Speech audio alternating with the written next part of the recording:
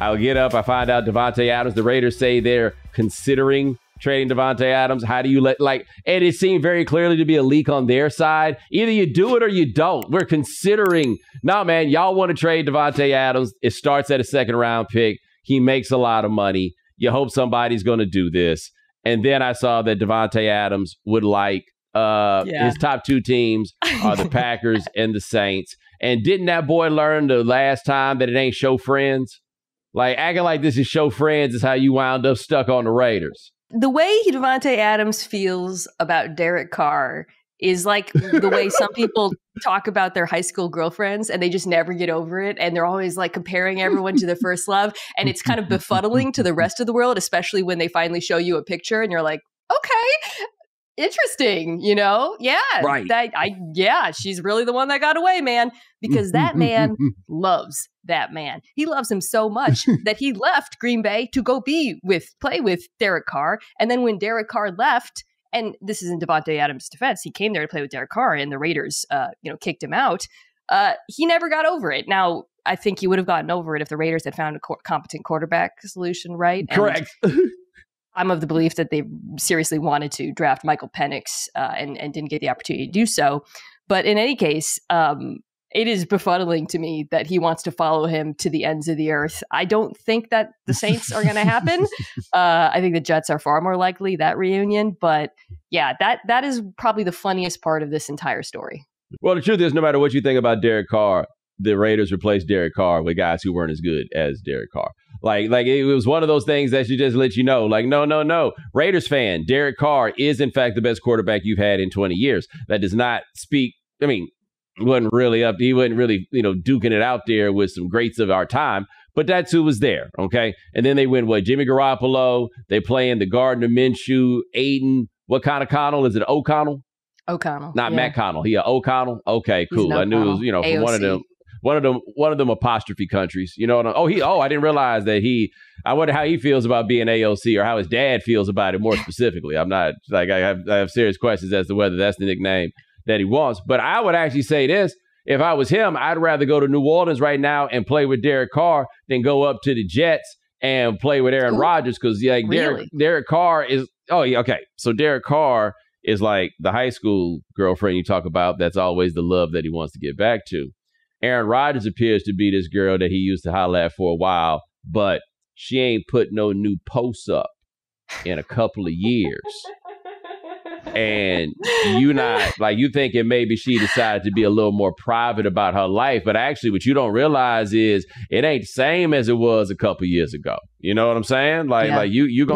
You gonna pull up there and you're gonna be like, hey, so where's Aaron? No, that couldn't possibly be Aaron looking all broke down, trying to get out that pocket, not able to do these things like he used to. Oh no, the Aaron I knew would have done something with Garrett Wilson. Oh no, this is you now. Let's take a pause here because I I haven't been in the streets in over a decade, so I don't know how things are these days. What do you do when you're single? We'll get back to the Jets and Davante Adams, I promise.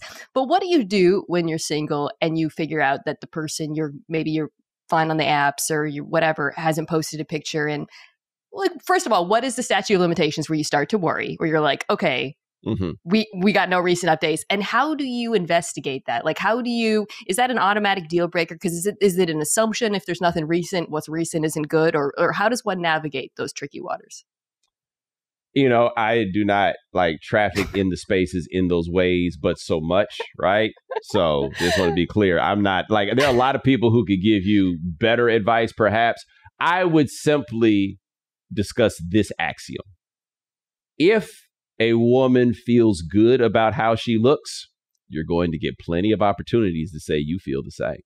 And so it doesn't necessarily have to be on the main Instagram that lasts forever. It may be only over there on the One Day Peep Show. But you're going to get some evidence of how things are going if she is happy with how things are going. If not, then not. Now, hey, you might like the changes more than she does. Could be. However, it means something. It means something. Yeah. No, I hear you. It's to bring it back to the NFL. It's like when people are defending their quarterback, but they're cherry picking stats. They're like, yeah, well, on play action, on first down, he's QBR is the best in the NFL. And you're just like, wait. Well, something's off here. Like you're being a little bit too discriminating. And that in itself is quite telling. Well, since 2019, that's the equivalent there is that when they broadened out that window to start bringing in like some old feats and accomplishments. Exactly. And yeah, I think your analogy is correct. Especially when I watch the Jets, man, like Aaron Rodgers can still throw the football, right? Like he can still throw it, and you could easily cut together a highlight reel of his throws that make him look like one of the best quarterbacks in the NFL.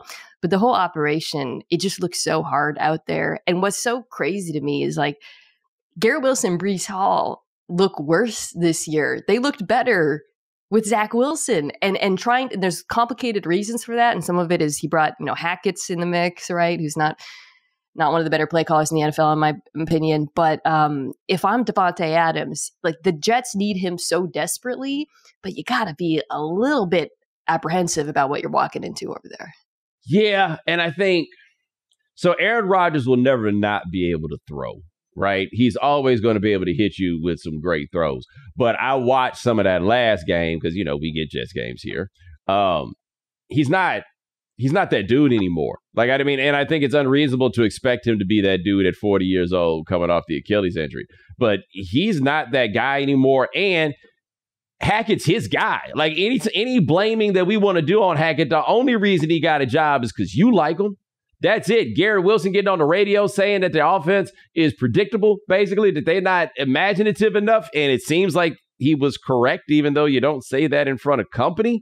No, I would not want to go sign up. Because look, if the Jets get Davante Adams and they still looking like these Jets that they are, do you realize how loud it'll get up here? The craziest thing about Garrett Wilson is this young man played with Zach Wilson and never complained. Once. You never got a quote like this from him those 3 years, right? I found it shocking because one thing about these wide receivers, they love to complain. And he came in and he put up with some of the worst quarterback, forget Zach Wilson. I mean, you can list the quarterbacks who threw him the football in New York, and that he never once complained. He was a model citizen to the point where I was like, dang, like he might be a saint, right? Because if I was out there running perfect routes, getting wide open, and Zach Wilson was throwing the ball 10 feet over my head, I would be out there. So for him to complain now, to say what he said, I found that pretty shocking. And I think what's so tricky, Bo, is when you watch the Jets, everything looks difficult. It's not like some of the offenses around the league, Minnesota and Green Bay. I was just watching that game. Those are two play callers who are just like scheming dudes wide open, and they're super creative, and they're using motions and formations, and it's a beautiful thing. And then you watch New York, and it looks like early 2000s football, right? So, but what I find tricky about that is disentangling, okay, how much of that is Nathaniel Hackett versus Rodgers just wants to play this way. Like he wants to use his big brain and pick apart defenses. He famously in Green Bay did not like using motion. Him and Matt LaFleur actually seemed to butt heads a little bit. And I think that's why it's so challenging for me to be like, okay, this offense can go toe to toe with some of the best offenses in the NFL because it just doesn't look like modern in the same way. Well, we also have to remember this too, man. It's the Jets, right? So that's to say that they could come out there with the 2025 model of the offense, that new ain't even came out yet. Something else going to happen. Something else in some form, fashion, whatever's going to come up. Look, I said they need to go ahead and fire the head coach today because they're going to wind up having to fire him because Aaron Rodgers is the coach right now. That seems to be pretty clear. And they don't seem to respect this other guy. The problem with the NFL, of course, is you can't just bring in a new coach like you can in other sports. Other sports, you can turn this whole thing over, get a fresh start in the middle. Nope, they just had to promote somebody else that was already on this staff. Can you imagine if they made Nathaniel Hackett the head coach? I mean, the Colts did bring in Jeff Saturday. I mean, he did it one time. Oh, that's right. They did do that with Jeff Saturday. But you're right. Usually it's like whoever the oldest guy is in the building. Yeah. Nathaniel Hackett would be really something. Yeah, I don't know what, I guess my feeling, Bo, is just like there's the next, I don't know how quickly this Davante Adams thing is going to go down. And there's a bunch of other teams who can and should be in the mix because for a litany of reasons. And some of them might need the Raiders to eat some of that contract to make it feasible. But the Jets, it just seems like they're so desperate. Like if the Raiders can't hose them in this deal and get the most out of them, then Tom Telesco shouldn't be the GM because they're so obviously desperate right now for Davante Adams. Joe Douglas, dude, forget the head coach, their GM, right? He pretty much banked his entire career on Aaron Rodgers, and it has to work now. That clock is ticking. It's hard for me to imagine a team outbidding them, even though like other teams probably should be in the mix. I am disappointed that Mike Singletary already did the I need winner speech because it feels like Antonio Pierce is a week away. He had the thing with the business decision, and then we saw some clips of some dudes where I was like, ooh, those do in fact, those don't just look like business decisions. Those look like point shaving decisions from what I was witnessing in some of these videos. Then didn't he like the post about trading Davante Adams or something like that on Instagram? Like we got one of these. Why is your head coach even on Instagram? Oh, I know why. The NFL is back, which means you can turn $10 into $1,000 in a single game watching your favorite teams only on Prize Picks. You can make a Prize Picks lineup in as little as 60 seconds. Sign up today and get $50 instantly when you play 5. You don't even need to win to receive the $50 bonus. It's guaranteed. Quick withdrawals, easy gameplay, and an enormous selection of players and stat types are what make Prize Picks the #1 fantasy sports app. So make sure you go to prizepicks.com/Bomani and use code Bomani for a first deposit match up to $100. That's prizepicks.com/Bomani. Prize Picks, daily fantasy sports made easy.